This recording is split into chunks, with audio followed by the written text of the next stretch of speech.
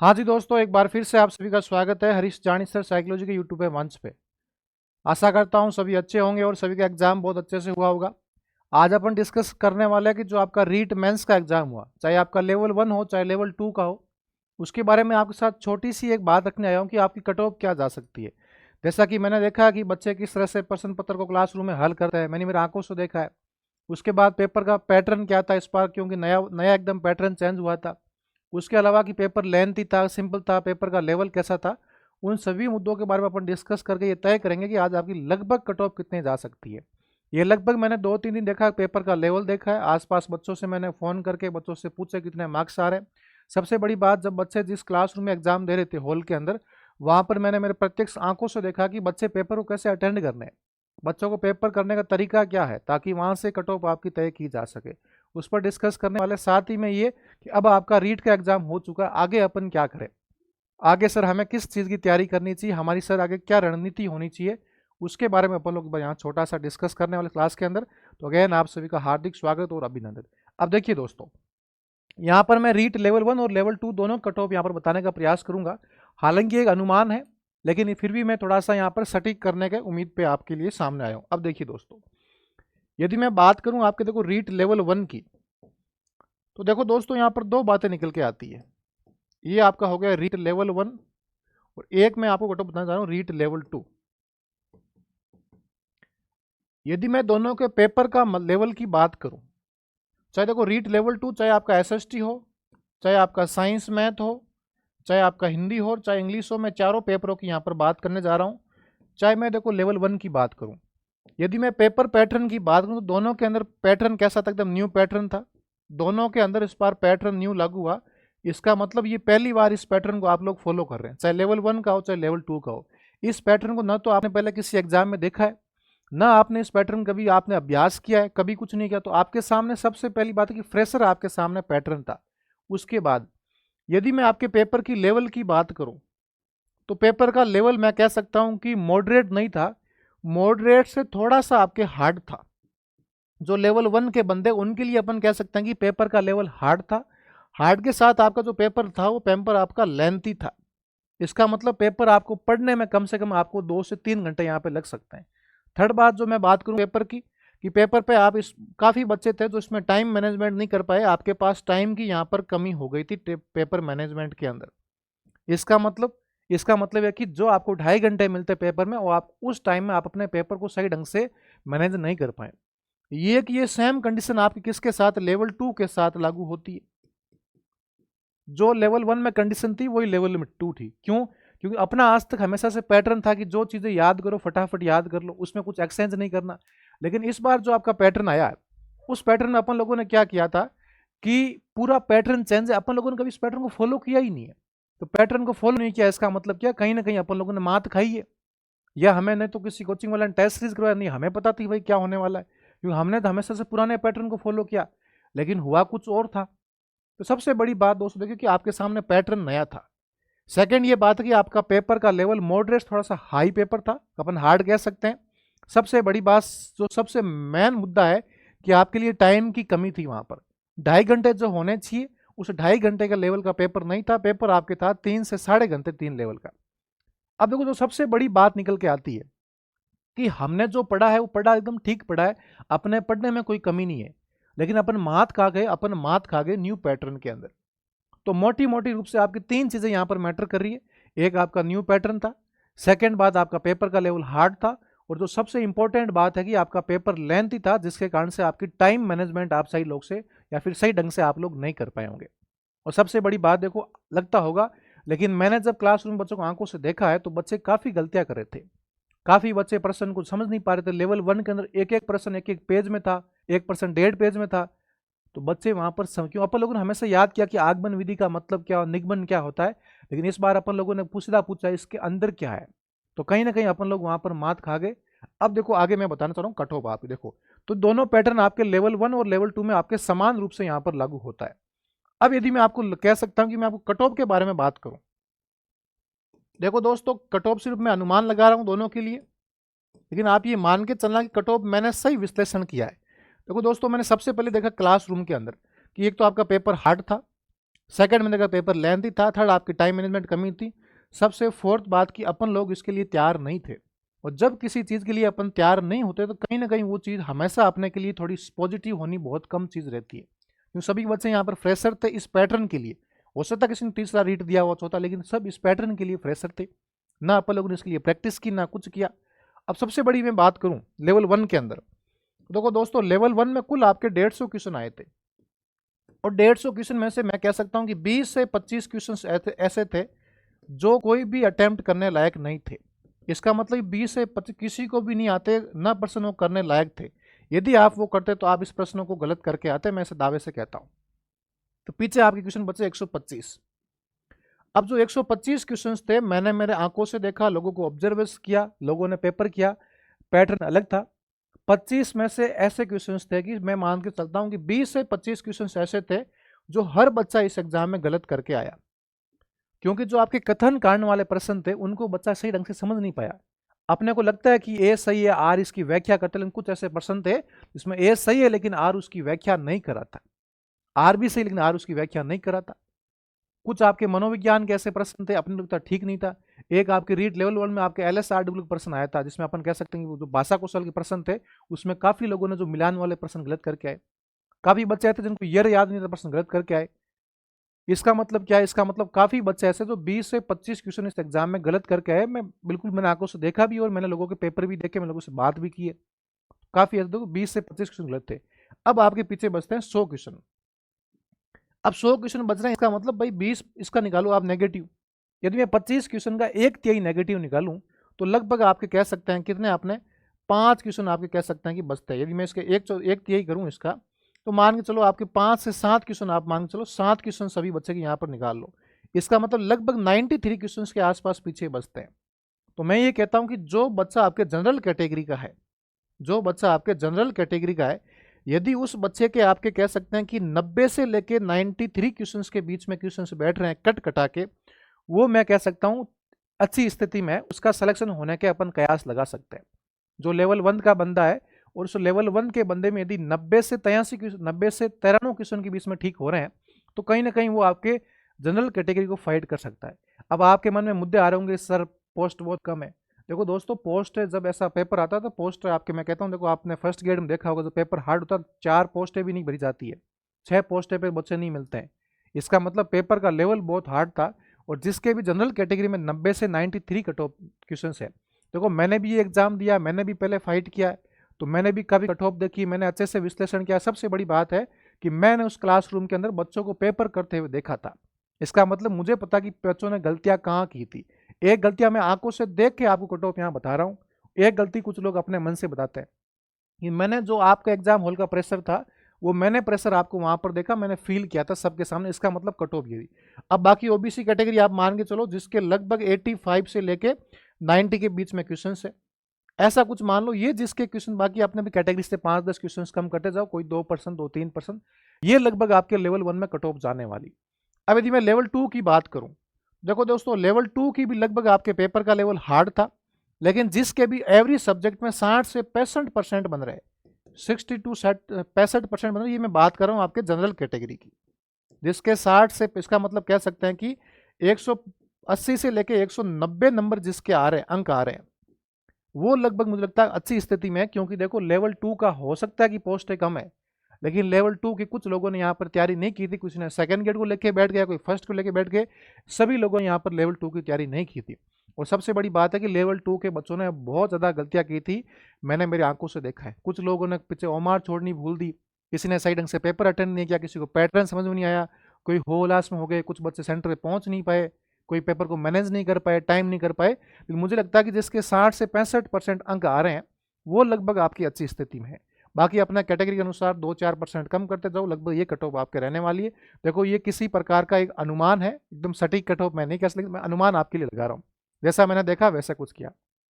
अब बात आती है कि सर आगे की हमारे लिए क्या रणनीति होनी चाहिए, हमारी स्ट्रेटजी क्या होनी चाहिए, थोड़ा दोस्तों मैं उसके बारे में एक आपके सामने बात करने वाला हूँ। देखो जो भी मेरे साथी जिन्होंने रीट लेवल 1 का एग्जाम दिया, देखो दोस्तों मैं पहली बात करता हूँ रीट लेवल 1 वालों के बाद। यदि जिसने सिर्फ BSTC किया हुआ है और उसके सिर्फ सर मैं तो सिर्फ लेवल 1 की तैयारी कर रहा हूँ और मेरे पास इरादा नहीं है, तो देखो दोस्तों आपके आरबीसी बोर्ड ने कहा कि हम बोर्ड एग्जाम के बाद में मार्च में बोर्ड फ्री हो जाएगा, उसके बाद हम रीट कराने की तैयारी कर रहे हैं। इसका मतलब क्या है कि कहीं ना कहीं सरकार आपके, मैं इतना कह सकता हूं कि वर्ष 2027 के अंदर आपके रीट प्री का एग्जाम होने वाला। ये 100% है, आपका मेरे लगता है बजट में ये चीज़ें घोषणा भी हो जाएगी। तो रीट का आपका प्री जो एग्जाम है आरटेट जिसे अपन बोलते हैं, वो आपका 2027 के अंदर मुझे लगता है कि मई जून के आसपास आपका एग्जाम हो जाना चाहिए। नहीं तो आप मान चलो कि सितंबर अक्टूबर में जो पिछला हुआ था उससे पहले वाला, उसके अकॉर्डिंग आपका पेपर होने के कयास पक्के लगाए जा रहे हैं। जैसा कि मैंने भी सुना हमारे विभाग से लगभग आपके इसके अकॉर्डिंग पेपर हो ही जाएगा। लेकिन सर रीट प्री कराने से क्या होगा, हम और कैसे तैयारी करें? देखो दोस्तों, कभी कभी बार अपन कहते हैं कि सर मैं असफल हो गया, मैं फेल। आप फेल नहीं हुए। आप दोस्तों इस 21वीं शताब्दी के सबसे बड़े योद्धाएं हैं, जो आप अपने खुद के लिए पढ़ रहे हैं, किसी और के लिए नहीं पढ़ रहे हैं। समाज क्या कहता है, दोस्त क्या कहता है, डज डोंट मैटर। आप प्रयास करते हो सबसे, कुछ लोग प्रयास नहीं करते दोस्तों। आप प्रयास करो, सबसे बड़ी आपके लिए बात है। क्या फर्क पड़ता है, एक पेपर गलत हो गया। हमारे लिए पैटर्न नया था, नहीं कर पाए नहीं कर पाए। और पूरी कौन सी दुनिया कर पाई है भाई साहब, नहीं कर पाई नहीं कर पाई, क्या हो गया। लेकिन दोस्तों इससे आप फेलियर मत बनना। इससे इससे आप जो भी आपने पेपर किया है, ये पेपर आपको खुद को सेल्फ असेसमेंट करवाएगा, आपका स्व मूल्यांकन कि आपने कहाँ पर गलतियाँ की थी, इस पैटर्न को कैसे समझना चाहिए ताकि हम आने वाले टाइम हम गलतियाँ नहीं करें। तो दोस्तों ये आपके लिए कह सकते हैं, आप इसे अच्छी पॉजिटिव बात मानकर बिना कोई समय खराब किए बिना आगे से लग जाइएगा और बार बार प्रैक्टिस करिएगा। ये तो मैं रीट की, लेकिन कोई बच्चा कहेगा सर मैं रीट प्री एग्जाम पास है, जिसका भी रीट एग्जाम पास, देखो दोस्तों ये हमारे शिक्षा विभाग का खुद का ऑफिशियली है नोटिफिकेशन।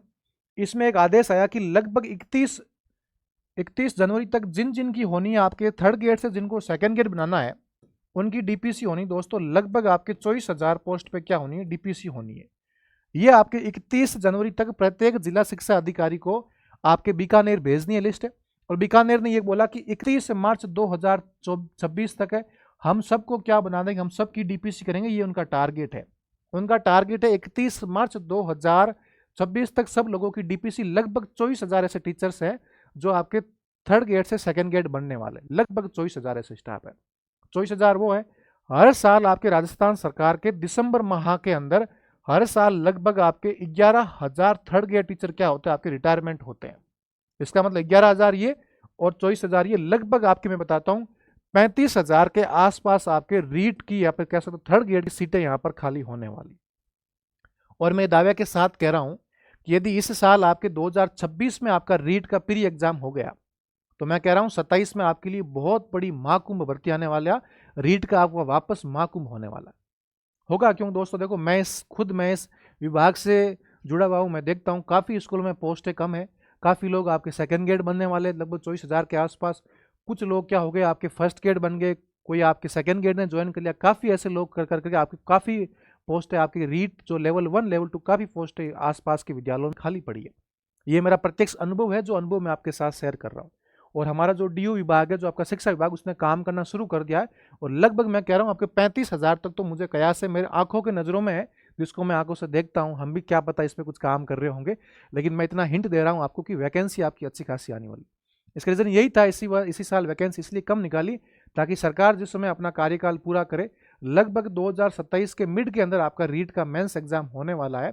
और ऐसे करते करते आपको सितंबर कह सकते हैं 2027 के एंड तक आपको ज्वाइनिंग मिल जाएगी, ताकि 28 में जब अपना गवर्नमेंट जाए तब कह सके कि हमने इतने लोगों को नियुक्तियां दी थी, हमने शिक्षक की बड़ी भर्ती करवाई थी। ऐसा आसान है। और ये आपके शिक्षा विभाग ऐसा कुछ काम कर रही है। हो सकता है कुछ नहीं, आपको साल भर और पढ़ना पड़े। पर जिन भी साथियों ने किसी कारण से नहीं हुआ, तो फिलहाल आप मेरे अकॉर्डिंग रीट लेवल 1 वाले वापस कमर कस लो, 2-4 दिन गांव घूम के आ जाओ, अच्छे से मम्मी पापा के पास जाके आ जाओ, 2-4 दिन ट्रेवल कर लो, अपनों से मिल लो, घूम के आ जाओ।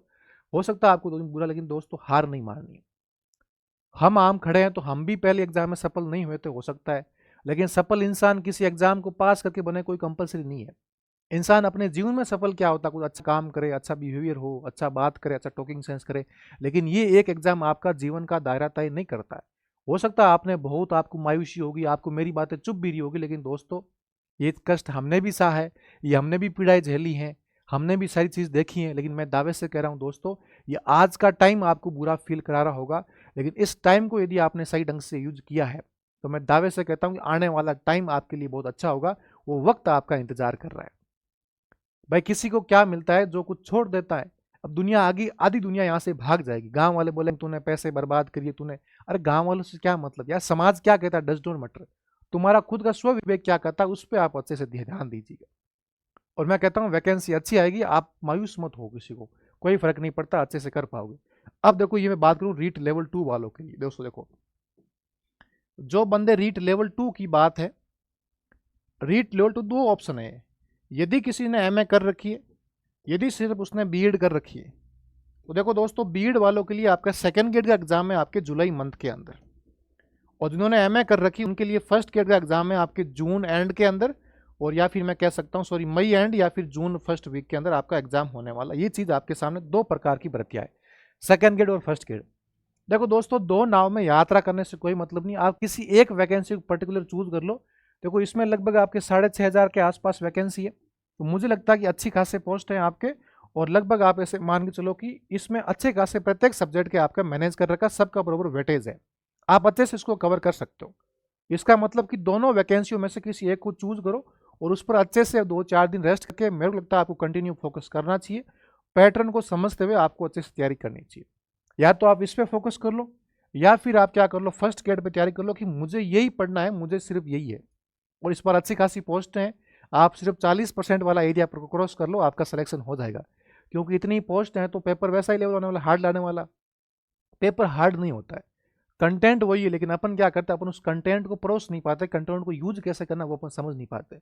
अब मैं आपको बताऊंगा कंटेंट को यूज कैसे करना, क्या क्या कंटेंट पढ़ना, मैं सारा आपको यहाँ पर बताऊंगा।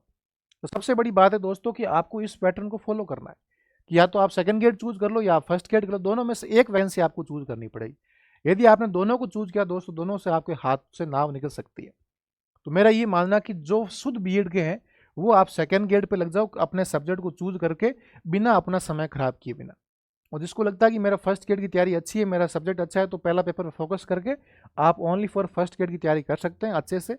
और मेरे को ये लगता है कि आपको अपने एक सब्जेक्ट को मान के एक ही वैकेंसी पर फोकस करके अच्छे से आपको एग्जाम क्वालिफाई करना चाहिए, बाकी दो पे ध्यान मत देना चाहिए। मार्केट में कहेंगे एलडीसी की वैकेंसी आ रखी है, सीईटी की भर्ती आ रही है, उसका लोग ऐसा, देखो दोस्तों फालतू अपना भटकाव नहीं करना है। सफलता उसी को मिली जिन्हें सबसे पहले एक टारगेट रखा, कुछ नहीं 4 महीनों की बात है, अच्छे से जी जान लगा के तैयारी कर लो, अच्छे से क्या फर्क पड़ता है। एटलीस्ट तैयारी आपको ही करनी है, किसके लिए करनी, खुद के लिए करनी है।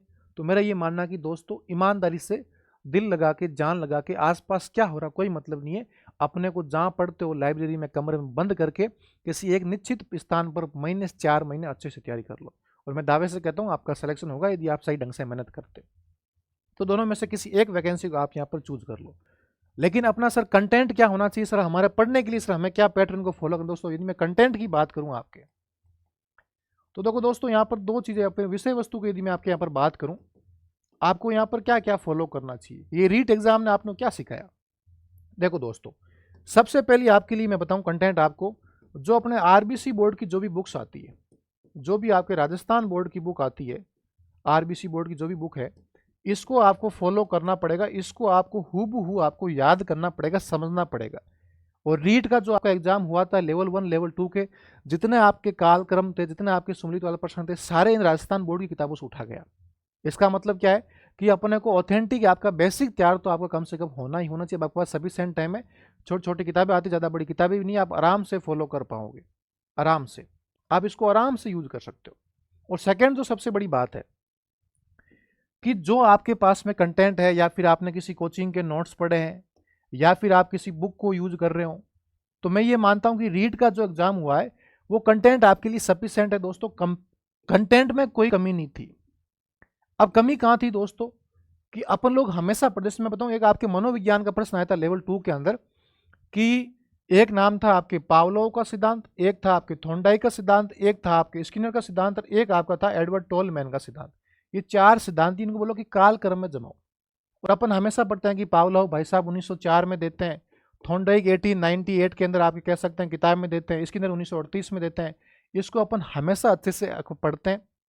कभी कभी यार इसको आपको 1930 मिलता है।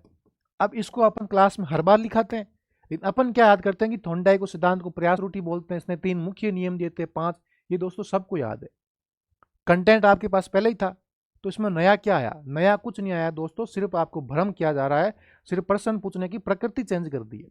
जहां पर पहले आता था कि थॉर्नडाइक के कितने मुख्य नियम है, यहाँ इतना पूछ लिया कि भाई थॉर्नडाइक ने नियम कब दिया था, पावलोव ने कब दिया, कालक्रम में जमाओ। यदि आपको साल याद होता आप अच्छे से प्रश्न कर लेते।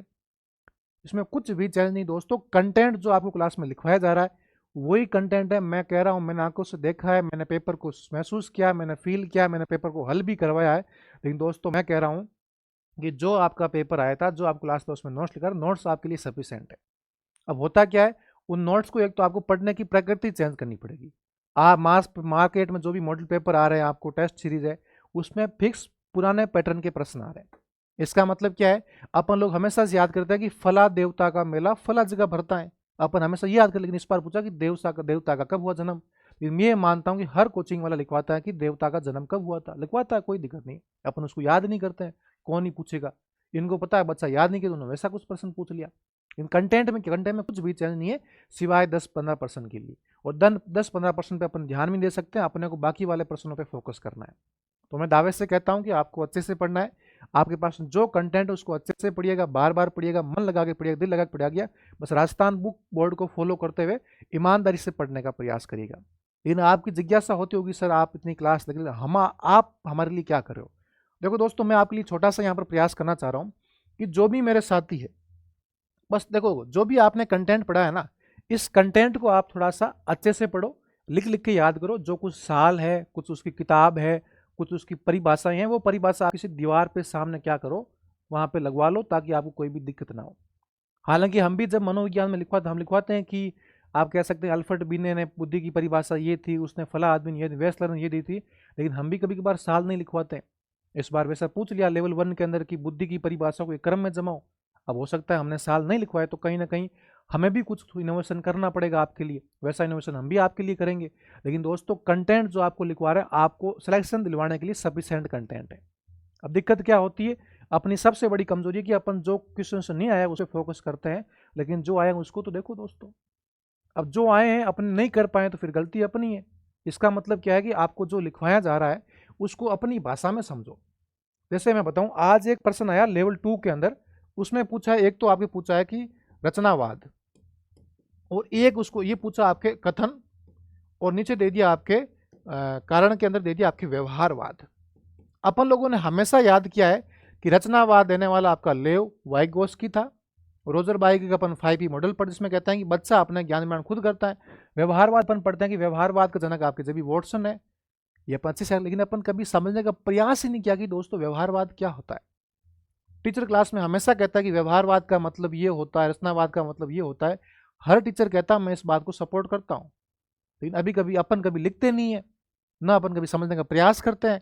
अपन सिर्फ रटते हैं कि अच्छा व्यवहारवाद का जनक कौन। इस बार पूछा व्यवहारवाद का मतलब क्या है, तो कंटेंट तो आपके पास में है ना, अपने को करना क्या, अपने उस कंटेंट को यूज करना है।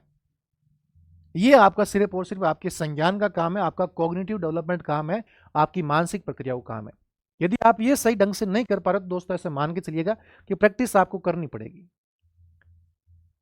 और मैं कहता हूं, मैंने अपने टेलीग्राम चैनल पर डाला है, मैंने आपको पेपर, लेकिन मैंने जो क्लास नोट्स में नोट्स लिखवाए थे दोस्तों, वहां की लाइन टू लाइन हूबहू छपी है।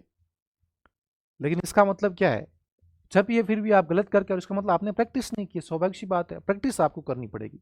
प्रैक्टिस के लिए देखो दोस्तों, मैं आपके लिए यहाँ पे क्या करने वाला हूँ, उसमें देखो आप तो एक तो जो आपको बेसिक वर्ड है, अपन याद करते हैं कि फला संप्रदाय किसने दिया था, लेकिन अपन कभी समझ नहीं पा रहे। अपन देखो लेवल 1 वाले क्या याद करते हैं कि भाषा कौशल 4 है, 4 LSRW। लेकिन इस बार पूछा कि दोस्तों एल का मतलब क्या है, सुनने का मतलब क्या है, बोलने का मतलब क्या है, पढ़ने का क्या, लिखने का मतलब, उसको सामने सुमलित करो। और मैं कह रहा हूँ वहाँ काफ़ी लोग उस प्रश्न को गलत करके आए। मेरी आंखों देखो एक बात है, काफ़ी लोगों ने, मेरे एक हॉल के अंदर 24 बच्चे बैठते हैं, तो मैंने वहाँ देखा काफ़ी बच्चे प्रश्न गलत करके आए। क्यों अपन लोगों को बेसिक कंसेप्ट पता ही नहीं क्या। गुरुजी हमेशा कहते हैं, क्लास में बोलते भी, एल का मतलब, एस का मतलब खूब लिखवाते हैं, इसमें कौन कौन सी विधियाँ होती है, मतलब क्या है, कहाँ से क्या है, कौन कौन से प्रकार है, अपन इतना याद करते हैं। इसकी क्रम क्या है, रट्टा मार लो, हिंदी में ऐसे मार लो सर्वोपरि, और इंग्लिश में मार लो LSRW। लेकिन बात आ गई इसका मतलब क्या, तो अरे सर पेपर तो आउट ऑफ सिलेबस आ गया। पेपर हार्ड था, पेपर हार्ड नहीं था, बस प्रश्न पूछने का तरीका चेंज किया बस। क्या कंटेंट नहीं था आपके पास, कंटेंट था। क्या आपको गुरुजी ने नहीं बताया कि व्यवहारवाद का मतलब क्या, बिल्कुल बताया था, फिर भी आप नहीं करके आ रहे हो। व्यवहारवाद का मतलब होता है जिसमें बच्चा अपने व्यवहार से कुछ क्रिया संपन्न, उसमें मानसिक मतलब ही नहीं है। वो खूब बताते, हम पढ़ते नहीं है। हर गुरु लिखवाते हैं कि थॉर्नडाइक ने अपना सिद्धांत कब दिया था। इस बार पूछा कि थॉर्नडाइक पावलोव को एक सही क्रम में जमाओ किसने कब सिद्धांत दिया था। अरे सर पेपर बहुत टफ था। दोस्तों पेपर वही था, बस पुराने पैटर्न को फॉलो नहीं किया, आपने याद नहीं किया, आपको हार्ड लग रहा है। लेकिन ये कह सकता हूं कि आप इस पैटर्न के लिए तैयार नहीं थे, आगे से आपको तैयार है ना। इसके लिए देखो मैं आपके लिए क्या प्रयास कर रहा हूं। जो भी मेरे साथी सेकेंड ग्रेड की तैयारी कर रहे हैं, उन सेकेंड ग्रेड के साथी के लिए मैं इसी अपने यूट्यूब पे मैं आपको यहाँ पर साइकोलॉजी करवाने वाला हूँ। दोस्तों जो मेरे साथी यहाँ पर फर्स्ट ग्रेड की तैयारी कर रहे हैं, उन फर्स्ट ग्रेड के साथी के लिए मैं इसी यूट्यूब पे मैं आपको स्कूल मैनेजमेंट करवाने वाला हूँ, जो आपके लिए बहुत इंपॉर्टेंट है, जो आपके लिए सिलेक्शन का अहम भूमिका अदा करती है। जो भी मेरे साथी यहाँ पर तैयार करें, सबसे बड़ी बात, जो चैप्टर मैं आपको यहाँ पर कराऊंगा उस चैप्टर के मैं आपको कथन और कारण वाले साथ में मैं आपको यूट्यूब पे यहाँ पर क्वेश्चंस की प्रैक्टिस करवाने वाला हूँ। आपको जो असर्शन है और जो आप कह सकते हैं कि रीजन वाले क्वेश्चंस है, इनकी मैं यहाँ पर प्रैक्टिस करवाने वाला हूँ इसी अपने यूट्यूब हरीश जानी सर साइकोलॉजी पर। तो जो भी मेरे साथी सेकेंड ग्रेड और फर्स्ट ग्रेड की तैयारी कर रहे हैं, उनके लिए मैं यूट्यूब पर कुछ क्लासेस लेके आ रहा हूँ और आशा करता हूँ क्लास आपके लिए बहुत ज़्यादा लाभदायक होगी। और अगेन मैं फिर कह रहा हूँ कि मैं आपके लिए बहुत अच्छे से मेहनत करूंगा, यहाँ पर सारे क्वेश्चंस अपने हाथ से बनाऊंगा। देखो कंटेंट दोस्तों वही है, बस कंटेंट को आपको देखो खाना वही है। पहले अपन खाते थे कटोरी में, अब आपको रोटी चूर के खानी। अब चूर के कैसे खानी तक आपको स्वाद आएगा। सबसे बड़ी बात आपको कंसेप्ट पता होना, कंसेप्ट है क्या। अपन लोग खूब याद करते हैं कि मनोविज्ञान लैटिन भाषा का शब्द है। अरे भाई मनोविज्ञान का मतलब तो बताओ क्या है दोस्तों। मनोविज्ञान साइकी प्लस लोगोस से मिलकर बना हुआ। साइकी का मतलब सर ये तो पता ही नहीं है, लोगोस का मतलब ये तो पता ही नहीं है, ग्रीक क्या है लैटिन क्या सर पता ही नहीं, हमने रट्टा मार लिया। इस बार पूछा ग्रीक है क्या, लैटिन क्या है। दोस्तों यहाँ पर अपन मात खा जाते हैं। कुछ क्वेश्चन बहुत सिंपल आए, अपन लोग याद करते हैं कि मनोलैंगिक सिद्धांत मतलब फ्राइड था। इस बार पूछा कि फ्राइड के कर्म जमाओ सही ढंग से। दोस्तों इतना तो आपको प्रैक्टिस करनी, कंटेंट आपको सब मिलता है लेकिन अपन थोड़ी प्रैक्टिस नहीं करते हैं। तो जो भी मेरे साथी सेकंड ग्रेड फर्स्ट ग्रेड उनके लिए आ रहा है। बाकी जो भी रीट की तैयारी करना चाह रहा है, जो रीट लेवल 1 लेवल 2 है, उनकी देखो दोस्तों यूट्यूब पे आपको समय समय क्लास मिलती जाएगी। फिलहाल आप मेरे हिसाब से थोड़ा सेल्फ करिएगा। बाकी आपकी यहाँ पर साइकोलॉजी है, आपकी जो शैक्षिक परिदृश्य है, वो साथ में जो आपका कह सकते हैं कि शिक्षण विद्या है, चाहे हिंदी की हो चाहे इंग्लिश की हो, चाहे आपकी हिंदी की हो चाहे इंग्लिश की हो, चाहे गणित की हो, चाहे आपके एसएसटी की हो, चाहे आपके साइंस की हो, चाहे एनवायरमेंट साइंस की हो, मैं सब आपको यहाँ पर शिक्षण विद्या करवा दूंगा। आपको चिंता करने की कोई भी बात नहीं। इस बार थोड़े से शिक्षण विधियों के प्रश्न थोड़ा टफ आए थे, लेकिन टफ नहीं थे, बस आपको प्रैक्टिस करने की जरूरत थी। और आशा करता हूँ ये क्लासें देखो आपके लिए बहुत लाभदायक होगी। और साथ ही में इससे पहले अपनी क्लास से क्या क्या प्रश्न आए मैंने सारे आपको टेलीग्राम चैनल पे आपको आराम से भेजा है, उसको आप टेलीग्राम चैनल को ज्वाइन करना है। टेलीग्राम चैनल अपना देखो दोस्तों, उसका नाम है साइकोलॉजी बाई हरीश जानी सर। साइकोलॉजी बाई हरीश जानी सर, इस आप टेलीग्राम चैनल को ज्वाइन करिएगा दोस्तों। यहाँ पर सब चीज़ें आपको मिलने वाली। बस आपको दोस्तों यहाँ पर एक ही पैटर्न फॉलो करना है कि आपको बार बार प्रैक्टिस करनी है। और मैं दावे से कह रहा हूँ कि दोस्तों जो चीज़ें आपने पढ़ी है वो कंटेंट आपके लिए सफिशिएंट है। देखो हर टीचर ये प्रयास करता है कि मैं जो पढ़ाऊँ मेरे कंटेंट में से आए। कौन चाहेगा कि मैं पढ़ाऊँ उसमें से प्रश्न नहीं है, हर चाहेगा। लेकिन दोस्तों मैं फिर से कहूँगा आपको प्रैक्टिस करने की बहुत आवश्यकता है।